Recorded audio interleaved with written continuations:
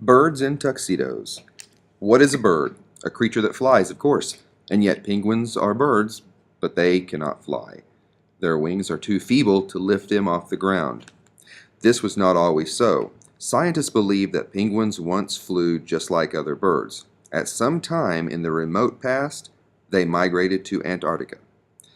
That is the frozen land that surrounds the South Pole. The ice sheet there is 2 miles thick in places. The temperature varies between 0 in summer and negative 70 degrees in winter. It is possible that penguins were the only creatures that could survive in such a harsh climate. Without enemies, they would have no need to use their wings, as other birds do, to escape attacks. Gradually, they would have lost the ability to fly.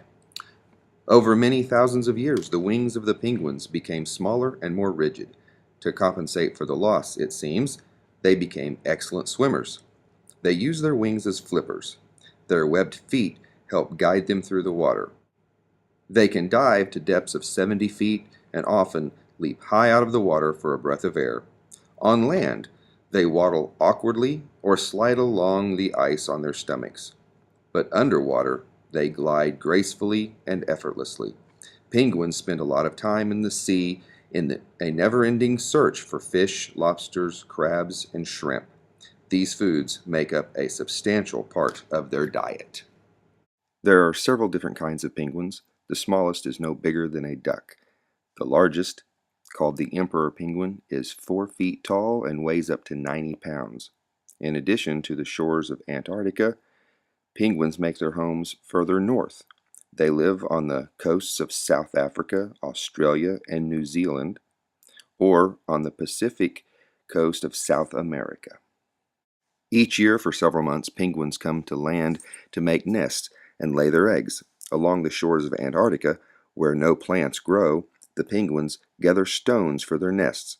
Females deposit the eggs, chalky white in color and usually no more than 2, in the nest.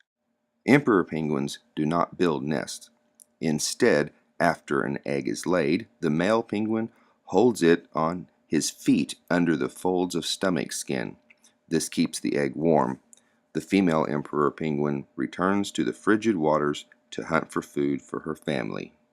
For 2 months, the baby penguins develop in the eggs.